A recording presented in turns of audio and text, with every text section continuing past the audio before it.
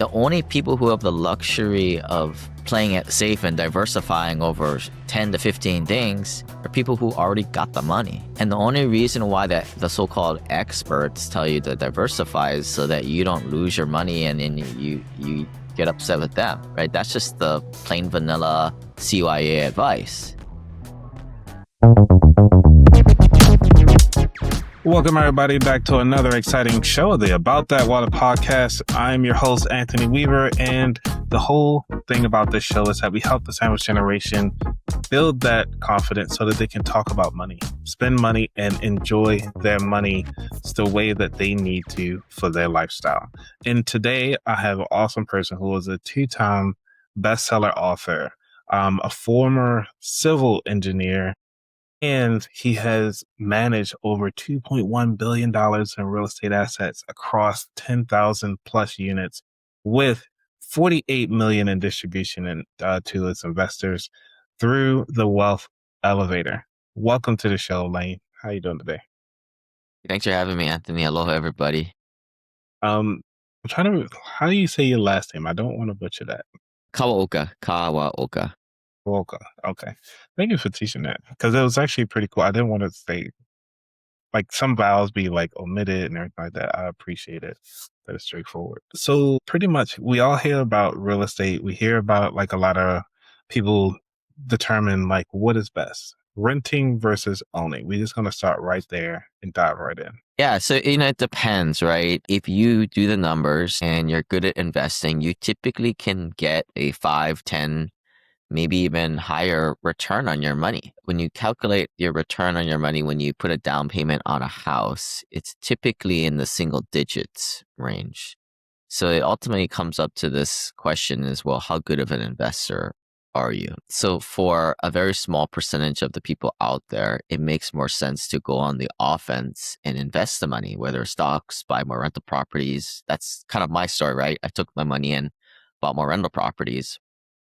But there's a huge caveat to this often debated question, and it takes into account the human side of this. Most people are really bad at managing their money, and if it's not, paying mortgage, which is essentially a forced piggy bank, they'll spend the damn thing. Oh, that's why despite what the numbers tell you to do, most people should, buy a house to live in. So there's that forced piggy bank component. Yeah. So you started real estate back in 2009. Like, why 2009 was like that year for you versus waiting a little longer? Well, so I started as soon as I could. Then 7, I graduated college with an engineering degree, and I started to work for the man. Didn't like it. But again, still up to this point, I was still brainwashed with the whole invest in the 401k, max that thing out, and buy a house to live in, right? Like I said, it's not for everybody, and it kind of wasn't for me, right? Because I was a good investor and certainly a good saver at the time, but I still did it because that's what my parents taught me to do. I had a job where I was traveling all over for work, was never home on Saturday. I was a construction supervisor, and I just kind of on the whim, I bought this house to live in, right? And I was there all by myself and just started to rent it out. And I was like, whoa, this is cool. Making a bunch of beer money doing this. The mortgage was $1,600 and the rents were $2,200 a month. I was making $700 a month, right? Profit. That's a great return, yeah. Yeah. And then I got more sophisticated about it, started to learn, that was just the cash flow component on the surface. It wasn't including the tax benefits, the equity buildup, and the big difference when you own your house, you're kind of the sucker paying down your mortgage. But when you have tenants and you're a landlord and you're in investment properties, tenants pay down your mortgage for you. So that's an additional way you're making money. And that was kind of where I was like, whoa, why would I want to put my money in the, traditional investments where I could just keep rinse, washing, repeating, doing this thing? And that was when I got the bug, right? Started to buy a duplex few years later. Again, I was limited to how much money I could save. And then by 2015, I had 11 little rental properties. So, like, because even though it was your primary and you were renting it, did you have like a separate entrance, or you like renting the room out? Like take us back to that moment. I rented the whole thing out. Um, Well, so where were yeah, you living at then? yeah, it's a good question. Super. So I had one of these jobs where I was traveling all over for work, right? Like we'd go job site to job site. So this is a kind of a unique opportunity for me to just be homeless and live off the company dime.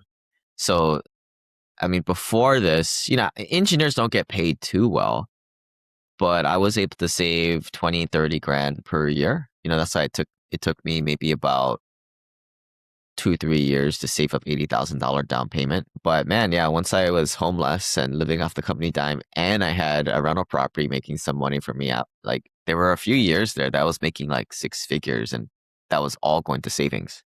And that's what really powered things early on. So you mean to tell me that a homeless person could be doing this? Is what you're saying? Yeah, I mean, I wasn't homeless, I mean, I was living in like Red Lions and Best Westerns and Holiday Inns, also getting the points for that.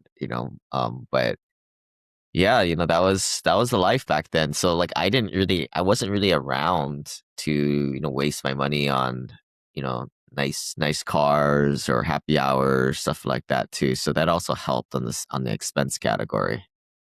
Nice. And so you had all of this going on in the back end, making the money, coming through, you hopping around. But what did your colleagues were also doing this too? Or is this something that, like you just read up online that kind of got you this idea? Yeah, heavens no.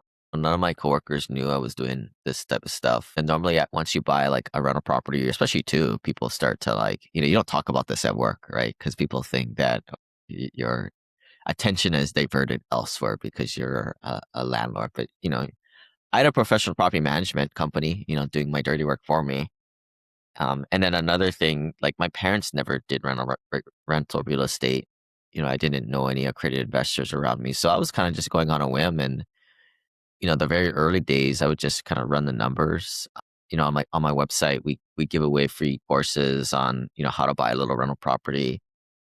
The core piece there is the spreadsheet, right, to analyze the deal you're getting into, and are you gonna make money on this thing, right? And that was kind of where early on I was like, well, I'm reading all this stuff online that you should account for 10% repairs every month, maybe 15 if things go wonky. And I'm like, this seems pretty, legit, right? And then I start renting these things out, and I, build a little bit of a cash buffer. Life was good. But yeah, certainly, it happened more so when I had more rentals, right? Like when I had 11 rental properties, it sounds good with a few $100s of cash flow each, or maybe $3,000 a month. I mean, not gonna, I don't want to come across as insensitive, but it's like that much money isn't going to change anybody's life, right? 3,000. Most of my clients today aspire to $10,000 to $20,000 or more of passive income per month. So, you're going to need to triple that or quadruple that. But that comes with more problems. If 11 rental properties, of course, I had property management on these properties, right? Still had maybe an eviction or two every single year, some kind of big catastrophe that happened on the house, like a, tree falling on the roof, or, a hurricane coming through, breaking something. And it just became a chore to manage the manager there.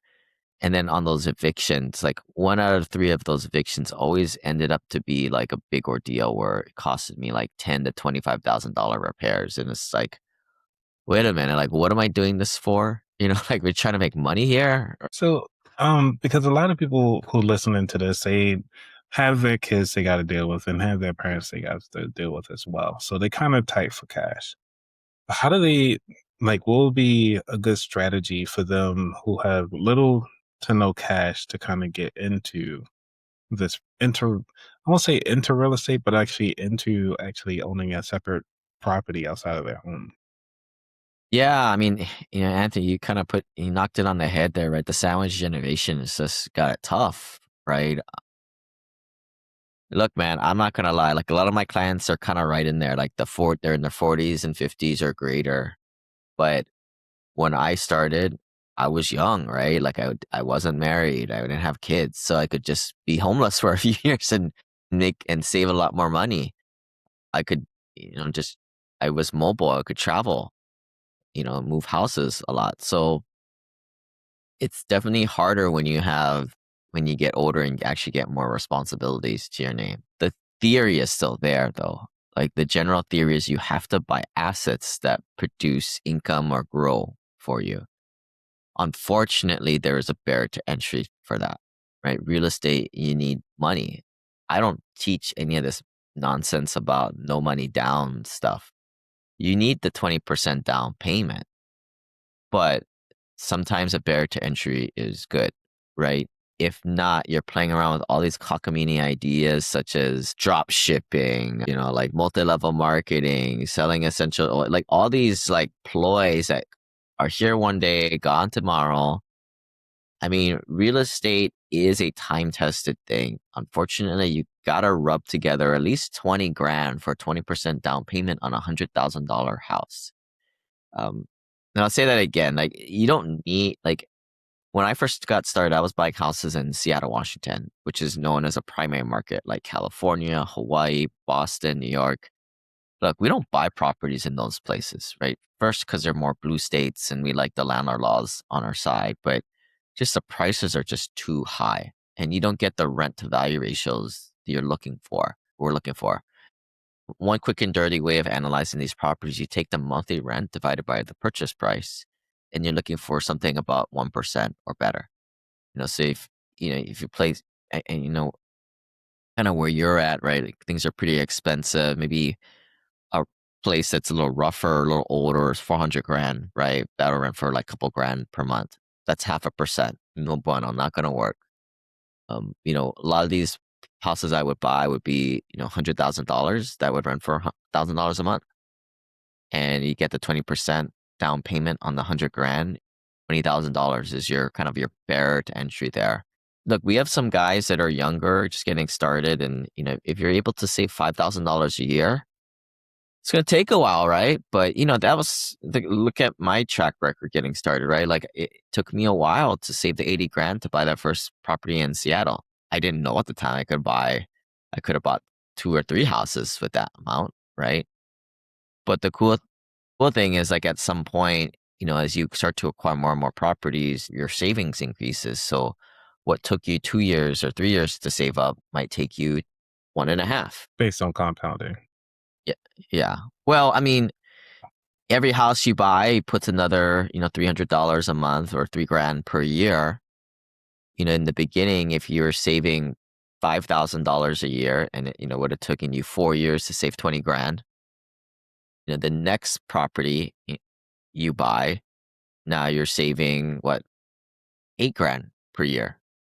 So it might take you, I don't know, that's kind of weird, funky math, but like, a lot less than what it took you to buy the first one, right? Yeah. So, but I'm thinking of, okay, so we get up 20 grand, but because one of the things I'm always afraid of, which is just going all in. So, could you possibly utilize any other programs like the FHA program for some of these people? Because I think it resets after every 3 years, if I'm not mistaken, after you purchase a property. Yeah, I mean, there's like FHA where there's like less percent down payment. You got to pay, obviously higher debt service. So it's kind of a give and take there. But I do agree that that's probably a better way to do it. The problem there is you got to live in it, right? We're not doing that here, guys. You guys are renting it out. Unless you want to commit mortgage fraud, which I don't recommend, you can't do that. I mean, that's the thing here.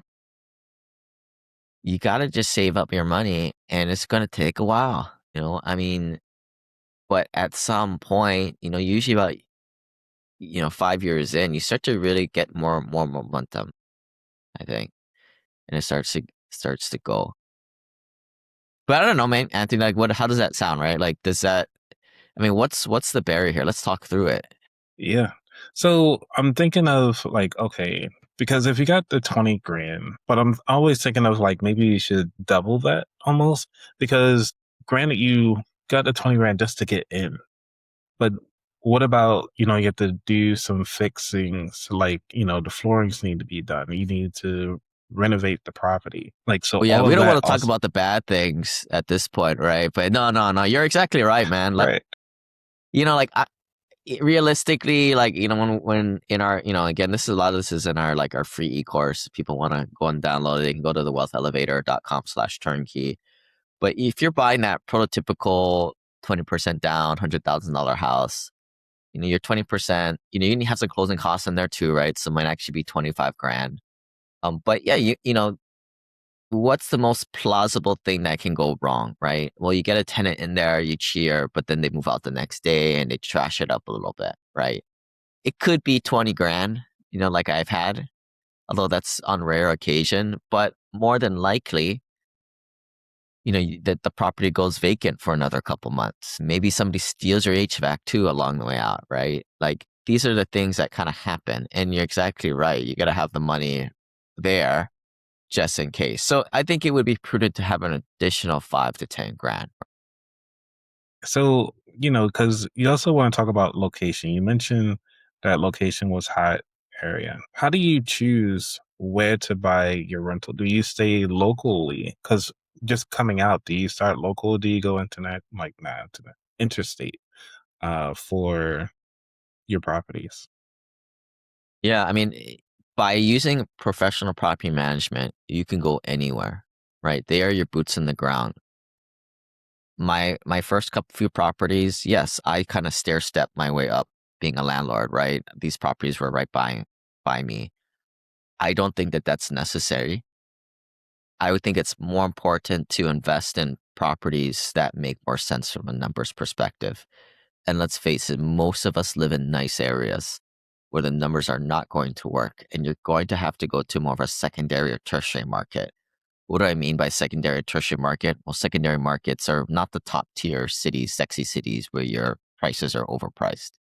These are going to be more like your Houston, your Charlottes, your Birminghams, your Atlantas, right? And then also, you're not going to be able to get the best rent to value ratios in the places with the best school districts, things like that, the most safest areas. That said, you don't want to go to the slumlord areas, right? We're not saying that, right? There's a nice little sweet spot in what we call the B class areas. There's always, it's little arbitrary, but you buy, there's A, B, and C class. A is your nicest areas. I'm thinking everybody listening tries to live in those areas, or is at least aspiring to. The B class is a little bit less nicer. It's safe to be there during the daytime. You may not want to be there in the night. The C class is, not safe day or night, right? But that's kind of the range. There's like a nice little sweet spot in the middle. Additionally, you know, you also grade the vintage of the property, right? Which is like the age. So your newer properties, and again, this is somewhat subjective, right? Just to call it like built 1990s or newer. It could be your class A. There, you won't get the numbers to do that stuff. Class B is going to be like your 1970s, 1980s. Class C is going to be your 1960s and older. Again, try and stay in this, like, middle of the rung. But yeah, like, what I would say is, if you're looking at a market, look at 80% of the median home price, because that's going to be the glut of your renter class right there. And this is just my investment thesis, and you're welcome to use it, although this is not investment advice at all, anything I'm saying. But I believe that, the population in America is growing, especially in the lower middle class. Certainly they're being underserved. These are the people renting apartments between $800 to $1,200 a month. And, these are the people that, not only from like, kind of a goodwill standpoint, need better options, but it's also where again, the rich are getting richer, the poor are getting poorer, and this middle class is going to lower middle class dynamic is happening. Okay, so with this information, how do we leverage ourselves for the person that's listening to it, say that they are in that particular spot? How can they leverage themselves to go to the next level? So, with this education, like, what would they learn with the free book that can actually get them out of where they at right now? Yeah, I mean, I think it depends on where you're at. That's kind of what I write in my book, The Wealth Elevator. Most of the people in my community are accredited investors or greater, so they make over $200,000 a year, high income earners, or they already have a net worth of $1 million or greater. The reason why, like in the whole construct of the book, is that there's different floors to the wealth elevator, right? There's, the people in the basement. Like we just didn't write a book for those people, right? Because there's a lot of financial books written for that, right? People in debt, people who make less than $50,000 a year. I mean, I'm just not the guy to kind of follow for that, right? Like we kind of pick it up where I did, and everything in the book is kind of from experience, right? Things I've kind of walked my journey. The first floor is, you come out of college, you get paid a decent wage, and you're able to save, whether that's $5,000 a year, $20,000 a year, right? You're building your net worth. To me, when you're in that scale and what you're called a non-accredited investor, right? Net worth $1 million or less, you buy little rental properties. Again, that's what I did from 2009 to 2015. And then the second floor, the wealth elevator comes once you kind of cusp into accredited investor status, where now you're getting rid of your little single family homes and you're getting into more passive investments, syndications, and private placements, directly investing in these commercial assets such as apartments, right? Which you could invest in these things through REITs, but the problem with REITs is there's like a gazillion middlemen, right? And that's the big component of this whole thing is you investing directly in real estate yourself, as close to you can, cutting out all the Wall Street middlemen.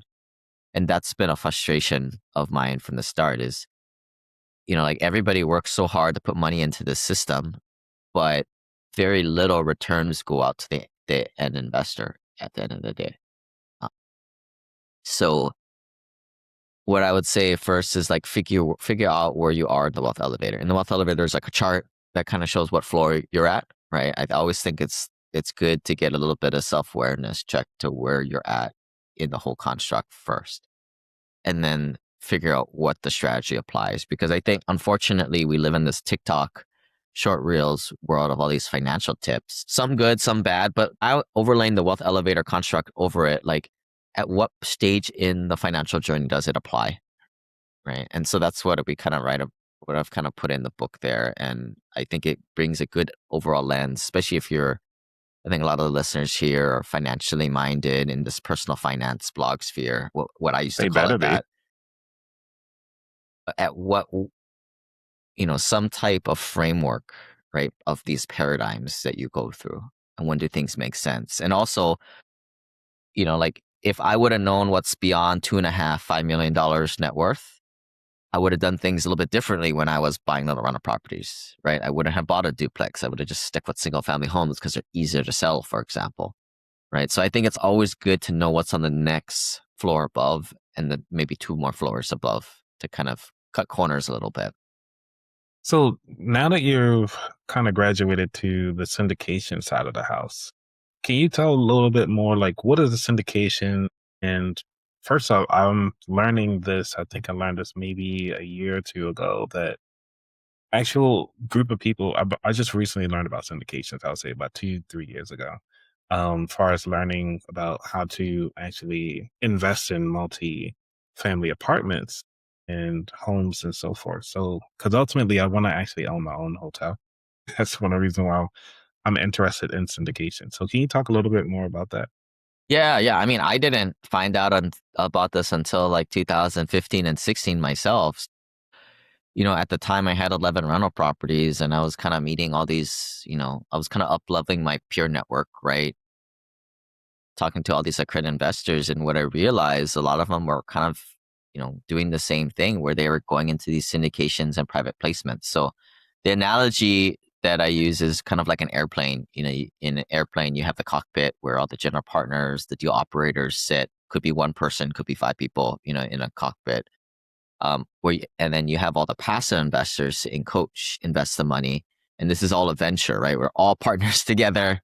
The plane goes down, everybody crashes, right? But the people in the cockpit run the deal. They find the deal, they get the lending in their name, so it doesn't go in the passive investor's name.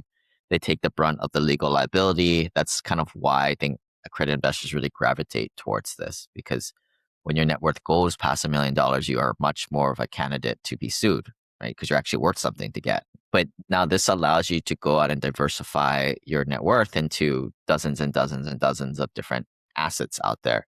And then geographic areas, So, and then this is again where I realized like you look around, like all these big apartment complexes, most of them, are owned by institutions, right? Through a REIT format where, the Wall Street companies, the big investment companies go to Wall Street to get capital, but very little returns go to those investors, right? Most of it goes through fees from middlemen. The financial planners are another part of that whole system. But then there are some properties out there, probably the minority, that are owned by 50, 100 something individual investors, accredited investors, as kind of like a co-op, if you think about it like this in this airplane format. And that was kind of where like, wow, if you're able to find these types of groups and communities, then you're able to directly invest in these types of assets. And there's a little bit of a misnomer. Again, I'm not a financial planner, so apparently I can't really talk about this type of stuff, or you For shouldn't listen to education me. But purposes. to me, you want to, you want to diversify your holdings, right? Like I think it's a huge mistake. Some of my clients come in and, they come from a little bit of family money where the family owns like a 12 unit apartment in California or a 50 unit in Dallas. To me, that's exactly what you don't want to do because you have all your eggs in one basket.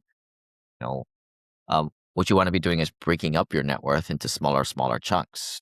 And that kind of makes this possible with this format, right? Now you're able to put 50 grand in this one, 100 grand in here, and just spread it around several dozen deals, right? And, but if you're not the one operating it, you're somewhat infinitely scalable at that point, right? The general partners, the people in the cockpit are running the deal for you and incentivized to do that, right? When the deal makes money, they make money. So that's kind of where I think this framework kind of comes hand in hand. And this is where I started to realize, and it got confirmed by, so many people that I would build connections with, like, yeah, this is the way they morph their portfolios and stepped up from the second floor of the wealth elevator to the third floor. And so I guess the hardest part really is finding these groups. Did you just stumble across it? You mentioned that you'll just talk to a couple people, but now that you're there, is it like a website that everybody go to, or is it just kind of like,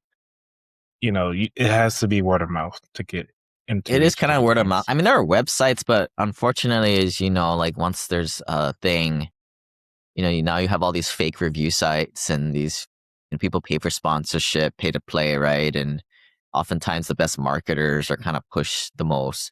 We try to find like the most introverted operators and to partner with. Those are like oftentimes the best deals to get into. But yeah, it's kind of a shadow network to be honest, right? I mean, you're talking very little amount of people who are accredited investors, million or greater, and also invest this type of way. Your second generation families, third generation, your family wealth, they've already got their connections. And I mean, what's kind of, I guess it's not a surprise, but a lot of them just don't invest at that point, right? The kids are just kind of spoiled kids and just living off the family wealth. I think one consistent thing that we see in our community is this component of first generation multimillionaires. If you see the things that you're investing in, they're not flashy, sexy things. They're just more blue collar type of assets that make a lot of sense. That's kind of hard coded into, common American needs. But yeah, I think that's, answer the question. I mean, the way I found it is, I just started from the bottom and just started to chip away through these networks. And, it took me a long time. And part of that is just going through a lot of garbage networks too. Hey, you gotta find a diamond in the rough, right? Yeah, I mean, but if you know what you're looking, I think that's the thing. If you know what you're looking for, you usually can vet things out by like looking around and seeing the quality of the people around you, right? Like for example, the local REIA is probably one of the worst places to go and look, because at the end of the day, not to typecast people, but what is your net worth, right? Most of those kinds of things, you got people running around wholesaling houses, flipping houses. Their net worths are usually non-accredited investors doing that type of stuff because they have to, right? They haven't accumulated that critical mass of $500,000, $1 million net worth to be on the more passive side. Sense. And because I'm thinking of like, even though there are a lot of deals obviously being done locally, it's just you need to know the right people that are doing it. Because like even here in Maryland, like, you know, they got data centers that are popping up left and right. And then there's obviously hotels that are being popped up, or even multi-unit apartment complexes that are going up. Somebody had to make that deal, but they had to do it somewhere. And it's like, can you possibly like reverse engineer or even reach out to them and be like, hey, you know, I would like to be part of the next one? Yeah, but typically, like I said, majority of these projects that you're mentioning, they're done by a large institution. Especially data centers, right? Like, I mean, a lot of that is more institutionally ran. So they're not looking, unless you're an individual investor bringing like a $5 million check in, they don't even want to talk to you. But so yeah, you're kind of looking more for the grassroots operator.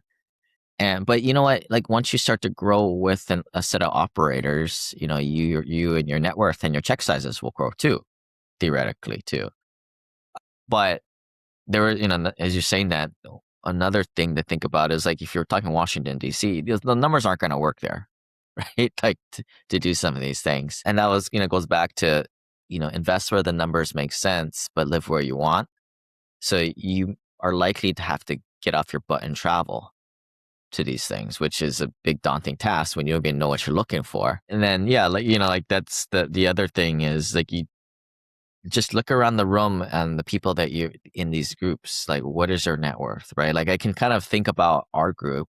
Most of the people are in their 50s at this point. And then the hard thing too is, when your net worth gets a little bit higher and, you're trying to hide from people, right? Like Right. from a privacy standpoint. So you're not around flashing your money. A lot of these people, they have kids, they have run businesses, very busy. They're not going to some like happy hour real estate meetup. Heavens no, those are like for the young active guys who don't have too much money. So those are a few things additionally, kind of working against you. And I think that's kind of what made our community so unique is, we kind of put on the events specific for that person. But, obviously we vet people coming in, right? We don't let non-accredited investors come to events, for example. But, that's kind of the typecast, the profile you're looking for, I think. So But to get into exclusivity, those rooms, you yeah, yourself need to be accredited, $1 million net worth or greater too. So okay, typically, or have the income of 250 or more. yeah, Okay, yeah. so close. So So if getting you don't, read my book, right. take advantage of the free course I have, buy some rentals, and we'll see you in a decade. So talking in the future a little bit, because I mean I'd like to talk to you more about the secret behind the door stuff. But far as where do you see as you could say, the new conversations are going in the future in real estate? I mean, I'll echo some of the things that Howard Marks said, right? Like we're coming out of a period of 0% interest, like free money. Real estate is highly dependent on interest rates because real estate, unlike other asset classes, heavily leverage. And that's one of the good things, right? The banks really like the asset, so they'll lend on it. But when interest rates are sky high, right, like how it is, it's just, your trade winds are cut off. And if you look in the future, your best indicators of what interest rates are going to be is on your FedWatch CME tool. You can Google that, and your Chatham Financial.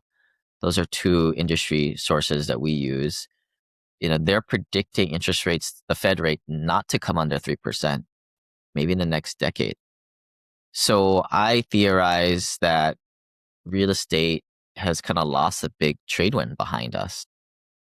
That said, I have a lot of real estate. I will continue to have a lot, but I'm just saying, like, you know, you got to look elsewhere. And this is why we've kind of also looked to buying businesses and business M&A, venture capital, private equity, things outside of the realm of real estate.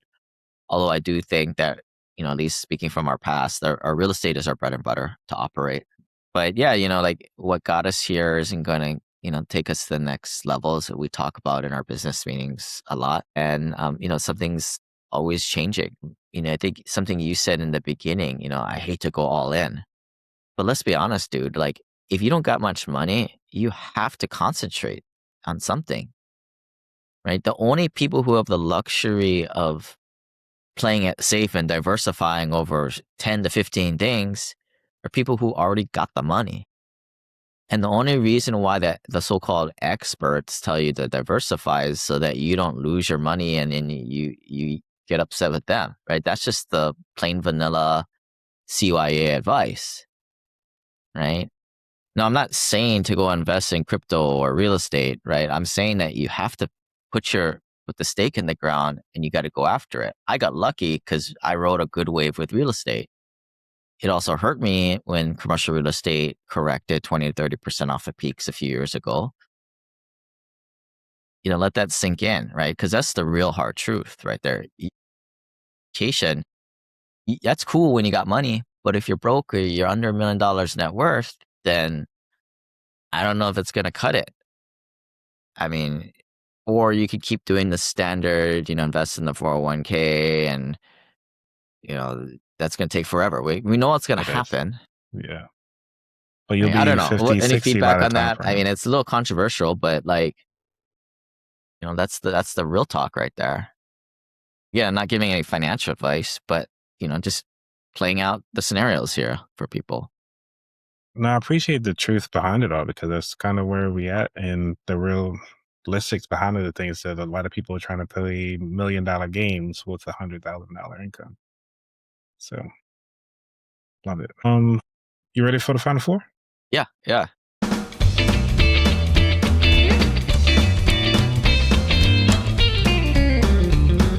The final four questions are the last four questions of the show, and we just kind of get to know a little bit more about you. So the very first question is, what does wealth mean to you? I think it's a passive cash flow number. Again, most people will say $10,000 to $25,000 of passive income a month. I think 25, that's a pretty nice, rich life. I do think once you get to that level, you're spending like 50 grand, 100 grand on like bigger purchases here, there, vacations, vehicles, nice things. That's why it always seems like a more legitimate $15,000 monthly burn rate and then some extravagances sprinkled throughout the year. But, more than that, I don't think you need much more of that, I mean, I think a $3 to $5 million net worth can create that income stream. So, but, I always say it's more of like a burn rate. Having that passive cash flow stream is really what you're trying to shoot for at the end of the day because you're going to consume it anyway. So what does that create? Well, I mean, life doesn't make, life's not the end all be all, but it sure makes life a lot easier and a lot less resistance for annoyances. But yeah, it allows you to do what you want with whom you want on your terms and gives you a little bit of time freedom too. Number two, what was your worst money mistake? I probably shouldn't have bought like as many rental properties. I probably should have just done a few and then moved to the syndications and private placements earlier. But hey, I didn't really have any help. Nobody was really guiding me. I didn't have the Wealth Elevator book back then kind of showing me what was in the outer spheres. I think another thing that I realized, like at some point you switch from trading time for money and you have enough critical mass net worth, right? For some people, that's $1 million. Some people, that's $4 million net worth. But at some point, you switch to this family office mode where your job is not trading your time for money, but now being the good steward of your wealth and investing it the right way. So I think if I finally kind of realized that myself, that's my job is to go invest my family's net worth and find good operators, find good deals out there, than to just keep the churn, right? Trade time for money, whether that means if you're a sales guy, sell stuff. But there's a flip, right? Some people who are business owners, they stay on that mode their whole lives and they grow their net worth well past $10 million net worth. I think that switch needs to happen a little bit sooner, and we kind of talk about this in the third floor of the wealth elevator where you switch to being more of a professional investor where that's your job, right? Your job is to invest. Number three, Is there a book that inspired your journey or changed your perspective? No, not really. I mean, it was always like you put books into two categories. First, if you're working on something, like you're a little unhappy with this thing gets to you, you read, what's the book I'm reading now? Let Go or Let It Theory, I think Mel Robbins Oh, or Let something It like Go. that. Yeah, Yeah, Let It yeah. Go. Oh, Let Them. Yeah, Let let Them. It's them. called Let Them. Yeah, yeah. Yeah. She also wrote the 2-minute rule. I mean, not breathtaking, innovations, right? But, to me, I read books for like if I'm working on certain problems. Here's a hack, like I'm part of I have like my board of advisors, like a CEO team. So, we kind of share struggles along. I think that peer group is very important. But sometimes, we have to practice what we're going to report, right? As opposed to just wasting each other's time and coming off the hip. So I'll take that and I'll throw that in ChatGPT and say, well, give me some book recommendations for some things I'm dealing with. So that's actually helped me recently too. But yeah, nothing's that really like kind of been an overarching guiding thing. It's always been kind of micro movements like this. And I don't know if there's really a book for that, the big high level stuff. I think financially speaking, my book does that maybe, right? Because it kind of There you go. talks more about like high level stages of the wealth building game from the first floor, second, third, penthouse level wealth elevator. But yeah, I've always thought of books as being more micro help here or there. I like the way how you do that. Because it's almost like you fail often and fail fast, just to kind of get where you need to go. Like, how do I get this solve this problem a little faster? Yeah, I think like if you're looking for more overarching support, I think that's where you gotta suck it up and pay for a coach. Whether that's, $500 a month or, $2,000, $3,000 a month, right? Books are like a one-way messaging system where the coach just gives you feedback and holds you accountable. That's really the next step there. I mean, you can kind of cheap out and get some of these so-called masterminds, but um, to me, How I you feel think about that? like you might as well go the whole way and get that committed person to your success. All right. Number 4. What is your favorite dish to make? Sushi. I always tell myself that when I get enough time freedom, I'll go and like be a grunt worker on a sushi line just to learn how to do it like really good. Yeah. That's what I try to do most of my vacations is to try to learn something every vacation to learn a new skill. So that's what I do. Yeah. Cool. Pretty cool. So the last question of the show, which is, where can people find out more about you? Yeah, if they're podcast listener, they can check out my podcast, The Wealth Elevator. Been doing it since 2016. They can also buy my book, The Wealth Elevator, on Amazon. And a special offer, if they buy it, email me the receipt at team@thewealthelevator.com. We'll hook them up with the PDF version and the MP3 version. So in case they're like me, they can't read too well, they can listen to it. Hey, I'm the same way. I read slow, but I listen fast. Yeah.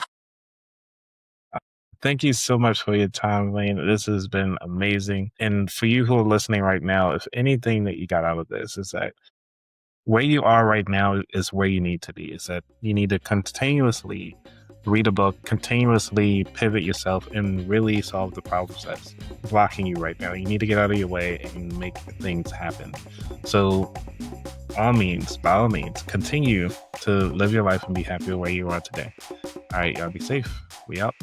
Peace.